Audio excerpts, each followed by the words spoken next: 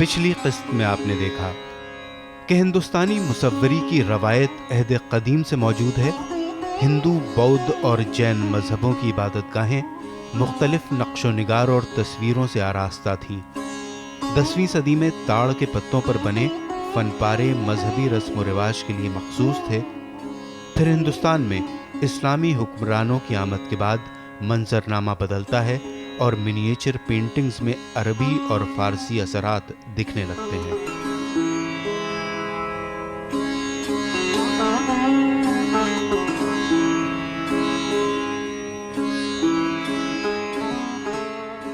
Miniature paintings کا سلسلہ ہندوستان میں مغلیہ سلطنت کے زیر اثر فارسی کے صفوی دبستان مصوری اور خالص ہندوستانی طرز مصوری کے حسین امتزاج سے وجود میں آتا ہے، جو مغلیہ طرز مصوری کے نام سے جانا جاتا ہے. حقیقت نگاری، شائستگی و لطافت، رنگ آمیزی کی مہارت اور رنگوں کا حسین امتزاج اس طرز کی خصوصیات ہیں. اس دبستان کی سب سے نمایاں خصوصیت خطاطی ہے.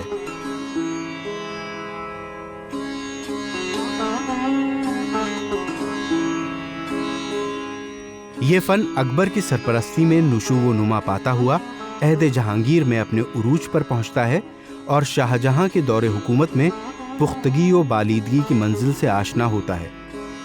مگر اورنگزیب کی سختگیر حکومت میں یہ فن مائل بتنزل ہوتا ہے اور نوابین اودھ کے دور حکومت کے ایک زوال پذیر فن کی صورت میں اس پر جمود طاری ہوتا جاتا ہے اور 18ویں صدی کے اواخر میں برطانوی حکومت کی آمد تک یہ فن اپنے وجود ہی سے دستبردار ہو جاتا ہے.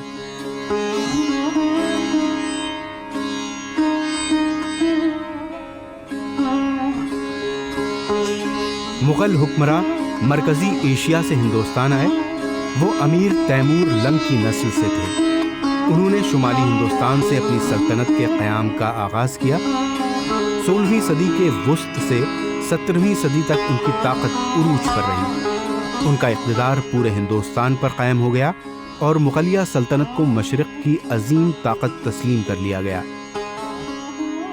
مغلیہ عہد کے ان منییچر پینٹروں کا فن پوری طرح حکمرانوں کی مدد پر منحصر رہا، جس سے اس فن کا نشیب و فراز وہی رہا جو مغلیہ سلطنت کا رہا.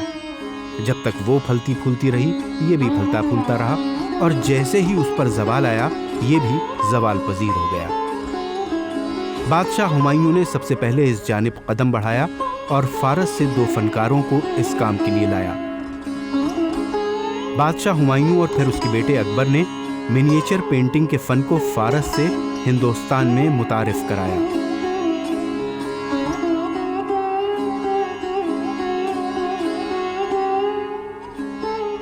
کہ مغل ایکچولی ترکی تھے. مغلوں کی زبان، بابر کی زبان ترکی تھی، بٹ دیز وے پرشینائز پیپل. تو Persian is a very interesting category. جیسے عربوں نے ایک بار ایران عراق کے علاقے میں کیپچر کیا، انویٹ کر کے اپنے امپائر میں لایا 7ویں سینچری میں، 8ویں سینچری میں، 9ویں سینچری میں. لیکن پرشین بعد میں حاوی ہو گئے اور ان کی زبان جو ہے مسلمانوں کی زبان، جو اسلامکیٹ سوسائٹی کہلاتی ہے، یا اسلامک سوسائٹی اور مسلم سوسائٹی خاص طور سے، کیونکہ اسلام کہنے پہ وہ ایک پولیٹیکل کنوٹیشن اس کا آتا ہے، لیکن مسلم کرنے پہ ایک کلچرل سویلائزیشنل ایک فریم ورک ملتا ہے. سو مسلم سوسائٹی میں جنرلی اگر ہم مذہب کی بات نہیں کر رہے ہیں تو پرشین کا بہت زبردست دیکھنے کو انفلوئنس ملتا ہے. اور یہی نتیجہ ہے اس کا کہ بابر اور دوسرے جو مغل جن کو ہم ہندوستان میں کہتے ہیں، وہ بیسیکلی خود کو تیموری کہتے تھے، یا وہ چغتائی جو چنگیز خان کے بیٹے سے کے مناسبت سے وہ خود کو چغتائی کہتے تھے. ان کی زبان ترکی تھی. بابر نے بھی اپنی تو اس کے بابری یا بابر نامہ جس کو کہتے ہیں وہ ترکی میں لکھی. لیکن جب وہ ہندوستان آتے ہیں تو نہ صرف یہ کہ ان کی جو انٹلیکچوئل زبان ہے وہ تو فارسی ہے، لیکن ہندوستان میں وہ اپنی جو لوکل زبان ہے اس علاقے کی، اس کو اڈاپٹ کرتے ہیں. تو مغل حرم میں یا مغلوں کے قلعے میں جو زبان بولی جائے گی وہ آج کی ہندوستانی کہلائے گی. اور جہاں تک لکھنے پڑھنے کا تعلق ہے انہوں نے بابر کے بعد تو ترکی چھوڑ ہی دیا تھا لوگوں نے. ہمایوں مجھے نہیں پتا ہے کہ ہمایوں نے کچھ ترکی میں کمپوز کیا ہوگا, شاید ایک آدھ نظم یا پوئم یا کچھ دیوان بھی نہیں ہے, کچھ کمپوزیشن کیا ہو تو.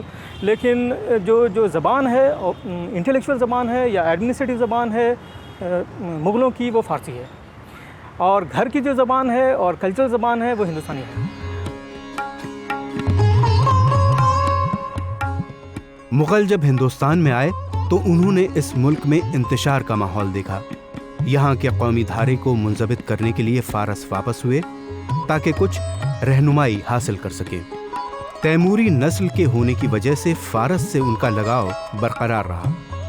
تاریخی اعتبار سے فارس اور ہندوستان کا جغرافیہ آج کی بنسبت بہت زیادہ قربت کا رہا ہے, یہاں تک کہ دونوں کی سرحدیں بھی ملتی تھیں. آج ان دونوں کے بیچ افغانستان حائل ہے. مغلوں سے پہلے بھی دونوں ملکوں کے درمیان تہذیبی اشتراک کے ثبوت ملتے ہیں. اکبر کو فارس کے بہت سے عہدیداروں سے مدد بھی ملتی رہی اور اس کے دور حکومت میں ان عہدیداروں میں اضافہ بھی ہوتا رہا.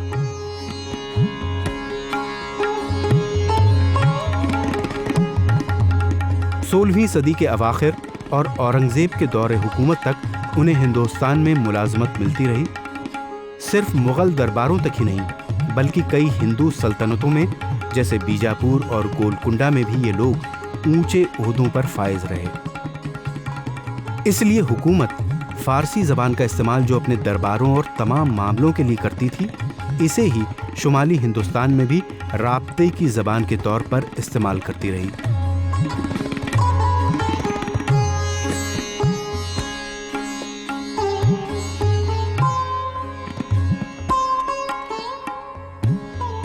موجودہ مقامی رسم و رواج کا اشتراک بھی بڑی فراخ دلی کے ساتھ عمل میں آیا. لوگوں کے افعال و کردار میں بھی فارسی اور ہندوستانی عناصر مشترکہ نظر آئے. ادب, فن تعمیر اور صنعت و حرفت, یہاں تک کہ باغبانی میں بھی دونوں ملکوں کی مہارت کا حسین امتزاج دیکھنے کو ملتا ہے. فارسی کو عدالتوں اور اعلیٰ عہدیداروں کے درمیان سرکاری و ادبی زبان کی حیثیت حاصل ہو گئی, جو دھیرے دھیرے تعلیم یافتہ ہندوستانیوں اور پھر عام لوگوں کی بھی زبان ہو گئی. وہاں شاید مذہب کے نام پہ وہ ڈسکریمنیٹ نہیں کرتے کہ یہ مسلمان ہیں اور یہ ہندو ہیں, بلکہ میرے خیال سے ایتھنیسٹی زیادہ امپورٹنٹ تھی اس مغلوں کے کانٹیکس میں. ایتھنیسٹی کہ کون ترک ہے, کون افغان ہے, کون ہندوستانی ہے, کون مراٹھا ہے, یہ زیادہ امپورٹنٹ تھا. اور so long as you are not opposed to the political authority of the time, if you are not opposed to the authority of the Mughal Empire, then you are a part of it. اور جس کا نتیجہ ہے کہ ایک composite culture جس میں ہر طبقے, ہر مذہب کے لوگ, ہر ایتھنیسٹی کے لوگ, ہر زبان کے لوگ فلرش کر سکتے تھے. جیسے ہم نے بتایا پہلے کہ وہ ترک تھے لیکن فارسی زبان میں آ کے باتیں کر رہے ہیں, لیکن یہاں کی جو زبان ہے برج, اودھی اور یہ ساری چیزیں, اور پورا ورناکولر ایک ڈومین ایمرج ہوتا ہے. یہ ہندی جو ہم بولتے ہیں یہ 14th سینچری سے ایمرج ہو رہی ہے. پنجابی, بنگالی, یہ ساری لینگویجز ایمرج ہو رہی ہیں اس پیریڈ میں. اس میں پولیٹیکل کانٹیکس امپورٹنٹ ہے. اس میں صوفیوں اور بھکتیوں کا یوگدان بہت بھکتی جو سنت ہیں ان کا یوگدان بہت ہے, کیونکہ ان کی کمپوزیشن دیکھیے. آپ نے جین کے بارے میں کہا, بدھسٹ لٹریچر کے بارے میں, بھکتی لٹریچر دیکھیے اس زمانے کا, اور صوفی لٹریچر دیکھیے. یہ یہاں کے عام آدمی کی زبان میں مذہب کی باتیں کر رہے ہیں. عام آدمی کے زبان میں ایک ایسے پولیٹیکل کانٹیکس میں جہاں ہاسٹیلٹی نہیں ہے, پولیٹیکل اسٹیبلٹی ہے, پیسفل کو ایگزسٹنس ہے, اور جس کو ہم بعد میں سنکریٹزم, سنتھیسس بھی کہتے ہیں, جس میں مشترکہ تہذیب کہتے ہیں اردو میں وہ, اور یا گنگا جمنی تہذیب ہے کہ جس میں یہ تفریق نہیں کرتے ہیں کہ ارے وہ آپ ہندو ہیں تو الگ ہیں, مسلمان ہیں تو الگ ہیں, ہندو یہاں کے ہیں, مسلمان فارینر ہیں. یہ سب کیٹیگریز نہیں تھیں, یہ سب کیٹیگریز بعد کی ہیں. یہ ضرور تھا کہ لوگ یہ جانتے تھے کہ وہ راجپوت ہیں, کہ مراٹھا ہیں, یا افغان ہیں, یا مغل ہیں, ایرانی ہیں یا تورانی ہیں. یہ کیٹیگریز امپورٹنٹ تھی. یہ ایسا نہیں تھا کہ وہ نہیں جانتے کہ وہ مسلمان ہیں یا نہیں ہیں, ایسا نہیں تھا. بٹ یہ جو کمیونل کنسولیڈیشن جو ہوا ہے مذہب کے نام پہ, وہ شاید بعد کی چیز ہے. منیچر پینٹنگ بھی ہندوستان میں درآمد کیے جانے والے بہت سے فنون اور صنعتوں میں سے ایک ہے, جو یہاں کے ماہر دستکاروں میں منتقل ہوئی ہے۔ بادشاہ بھی ذاتی طور پر ان کے فروغ میں دلچسپی لیتے تھے، ان کے فروغ کے طریقوں کا تعین کرتے تھے۔ ہندوستان اور فارس کے ماہرین دونوں کے قدر مشترک کا دھیان رکھتے اور خود بھی پینٹنگ میں اپنے خیالات کی ترجمانی کرتے تھے۔ مغلیہ دبستان کے منیچر آرٹ سے جو اس سلطنت کے بانیوں کی تحریک سے عمل میں آیا تھا، اس وقت کے حکمرانوں کی ذہنیت کی جھلک بھی سامنے آتی ہے۔ اس سے نہ صرف مغل دربار کی اجارہ داری جھلکتی ہے، بلکہ ہندوستانی فنکاروں کی قوم پرستی کا بھی اظہار ہوتا ہے۔ فنکار جو برش پر اپنی مہارت رکھتے تھے، ایک نئے سٹائل اور ٹیکنیک سے آشنا ہوئے اور اپنی الگ شناخت بنانے میں کامیاب ہوئے۔ بھارتیہ لگو چتر جو ہیں ان کی ایک اپنی وشیشتا ہے، اس کو انگریزوں نے نام دیا ہے منیچر۔ منیچرز مین منی پلس پکچر، تو وہ منیچر ہو گیا۔ اس کا مطلب ہماری جو پکچرز ہیں وہ چھوٹے سائز کی تھی، چھوٹے کینوس میں تھی، تو آٹومیٹیکلی کیونکہ جب یورپ میں بڑے سائز کی پینٹنگ بن رہی تھیں، تب انڈیا میں چھوٹے سائز کی پینٹنگ بن رہی تھی، چھوٹے کینوس پہ، چھوٹے پیپر پر، ہینڈ میڈ پیپر پر۔ تو ہینڈ میڈ پیپر پہ پکچر بنانا ہی اس کو دوسرے آرٹ فارم سے الگ کرتا ہے۔ پھر اس کی جو مائنیوٹ ورک مین شپ ہے یا ڈرافٹ مین شپ جسے کہتے ہیں، وہ اتنی الگ ہے یورپین آرٹ سے یا انڈیا کے دوسرے آرٹ سے کہ وہ اس کو اپنے آپ میں الگ کر دیتی ہے۔ اس لیے اس کو یہ ڈفرینشیٹ کرنا کہ وہ الگ ہے، وہ الگ ہے ہی، اس کو دیکھتے ہی الگ پتہ چل جاتا ہے کہ یہ منیچرز ہیں، یہ ہندوستان کے یا انڈیا کے یہ منیچرز ہیں۔ مغل دربار کے آرٹ میں اس نئے طریقے کی آمیزش نے نہ صرف برتاؤ کو بلکہ جذبات و محرکات کو بھی متاثر کیا۔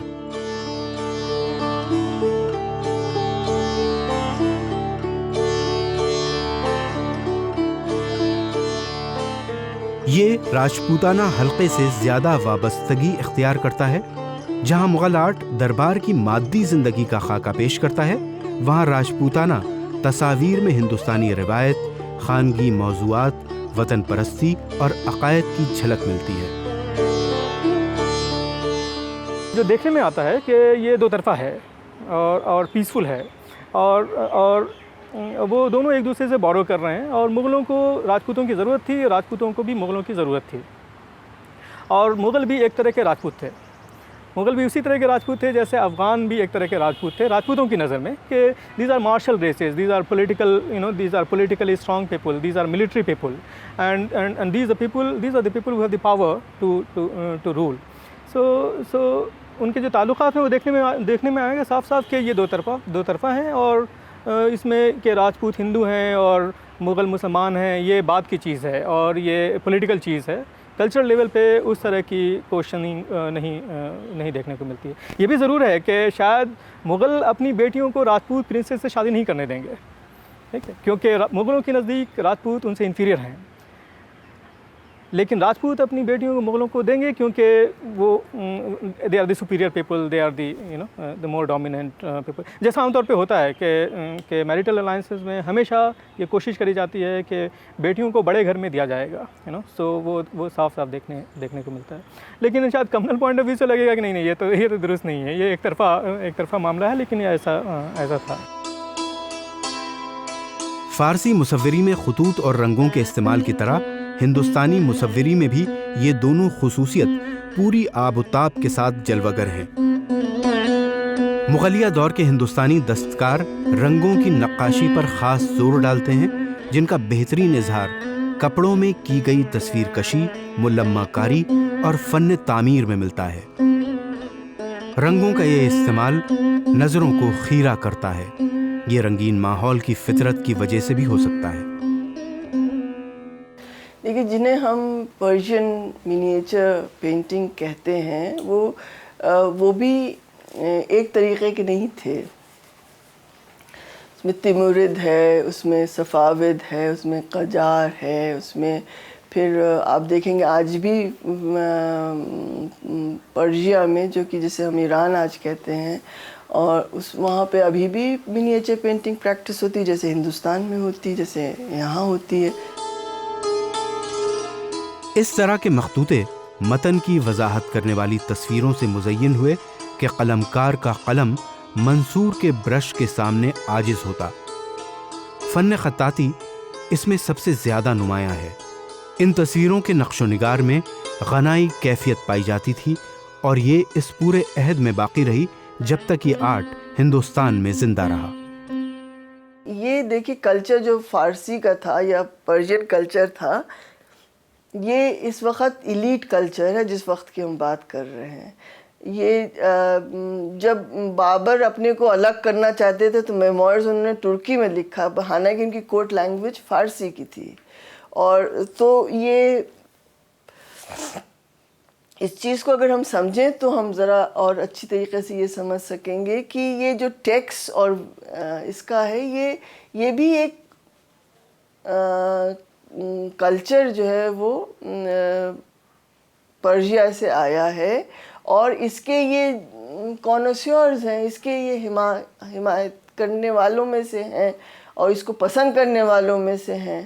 اور تو جب وہ آرٹ بنواتے تھے تو اسی قسم کی بنواتے تھے۔ اس میں شاہ نامہ بھی بنوا رہے ہیں جو کہ بالکل ہی پرشین وہ ہے، لٹریچر ہے۔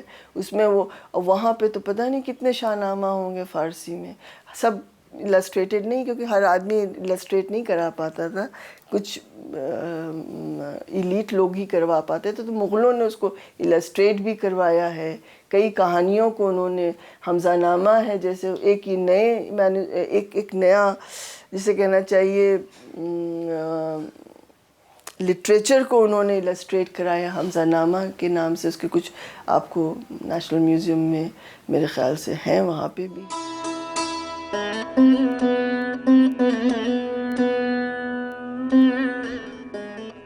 فارسی چہرے 15ویں صدی کے دوران کلپ سوتر کے مخطوطے میں دکھائے جانے والے گہرے نیلے اور سنہرے رنگوں کے استعمال کا تعارف پیش کرتے ہیں، اور سرحدوں پر نظر آنے والے شکار کے مناظر مغربی ہندوستان سے طرز مصوری پہ اثر انداز ہونے والی فارسی طرز مصوری کے آغاز کی نشاندہی کرتے ہیں۔ ہندوستان میں آنے والی یہ فارسی مصوری مخطوطے کی شکل میں تھی۔ اس مخطوطے کی بہترین مثال نعمت نامہ یعنی کھانے پکانے کے طریقے پر مشتمل کتاب کی شکل میں پیش کی جا سکتی ہے، جسے مصوری کی ایک نئی جہت کے طور پر مالوا میں پیش کیا گیا ہے۔ خطاطی کی ابتدا مالوا کے غیاث الدین خلجی سے ہوتی ہے، اور نعمت نامہ میں دکھائے گئے بادلوں کے غولے، پھولوں سے لدے ہوئے درخت، پس منظر میں عورتوں کے ملبوسات میں فارس کے اثرات صاف نظر آتے ہیں۔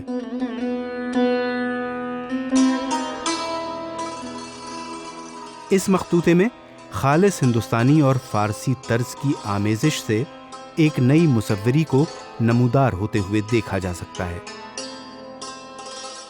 بعد میں چل کر کے یہ دو پرمپرائیں مانڈو میں جیوت ہوئی۔ مانڈو میں سلطانیٹ پیریڈ میں سلطانوں نے پرشرے دیا ہندوستان کی آرٹ کو، اور اس کا پرینام یہ ہوا کہ اس میں کہیں پر اسلامک ایلیمنٹس آ گئے، اور باقاعدہ کے مول جو اس کی دھارمک آستھا ہے، مول بھاونا ہے یا مول آتما ہے، وہ بات پس وہی ہندوستان کی بنی رہی، جین اور بدھسٹ آرٹ بنی رہی۔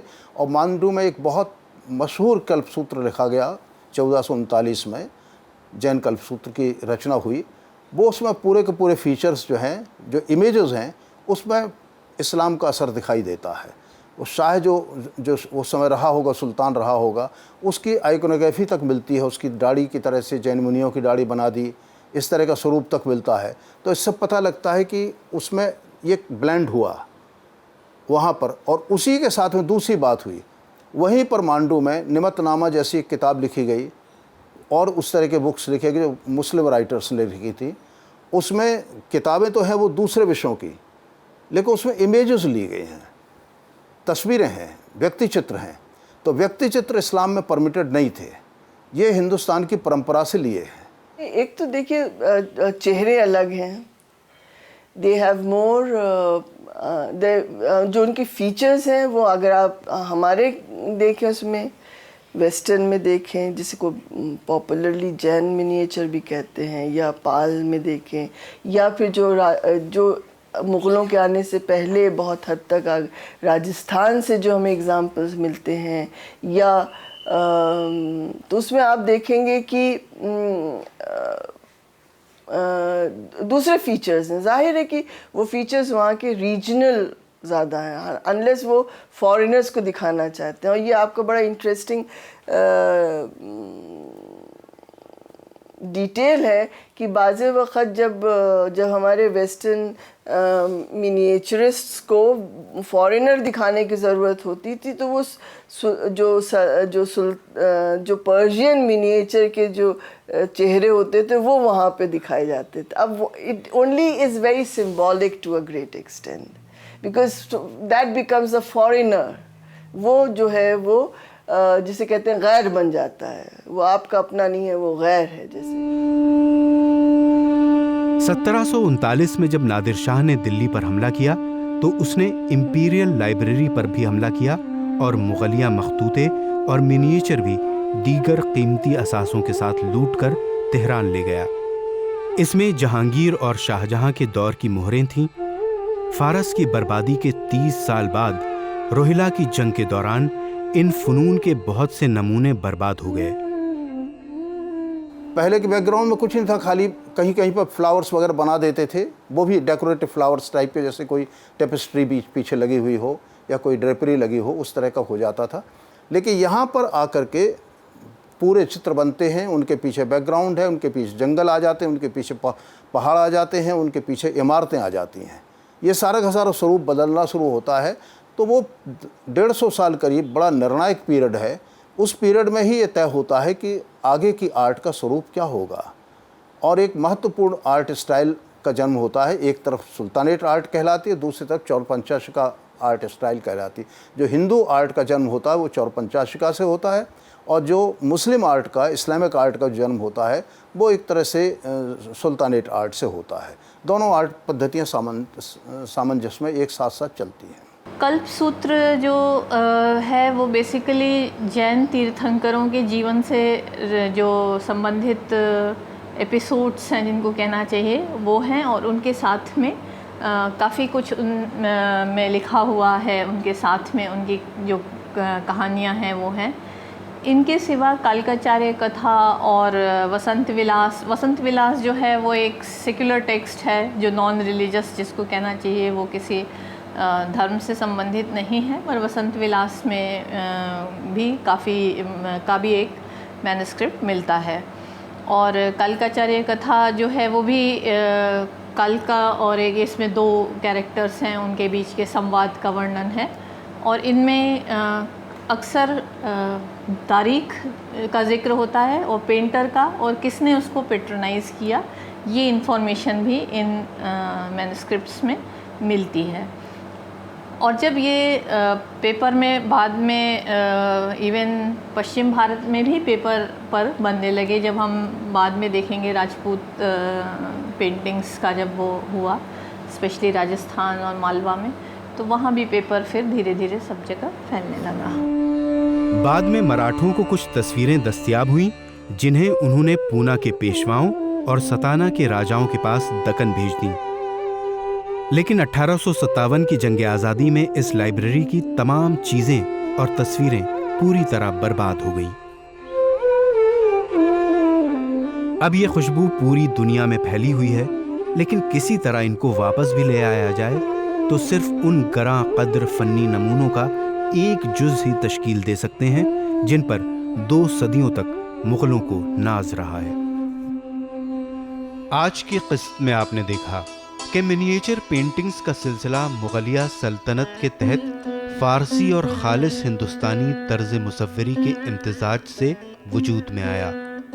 हकीकत निगारी, शाइस्तगी व लताफ़त, रंग आमेज़ी की महारत और ख़त्ताती मुग़लिया तर्ज़ मुसव्वरी की नुमायाँ ख़ुसूसियात हैं।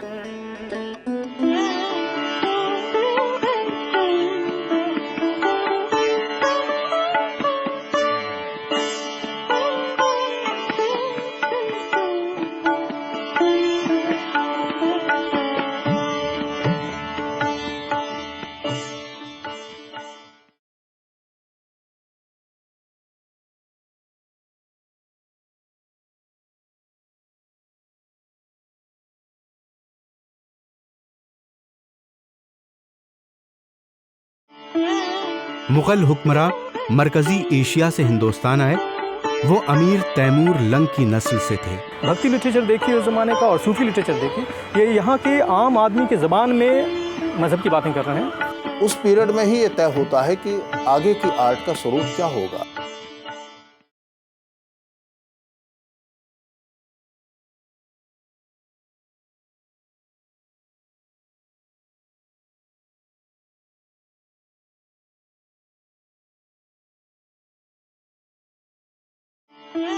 अगर हिंदुस्तानी मिनिएचर पर कोई मबसूत तहरीर लिखी जाए तो ये कदम फ़न की दुनिया की तारीख में बहुत ही अहम कारनामा होगा।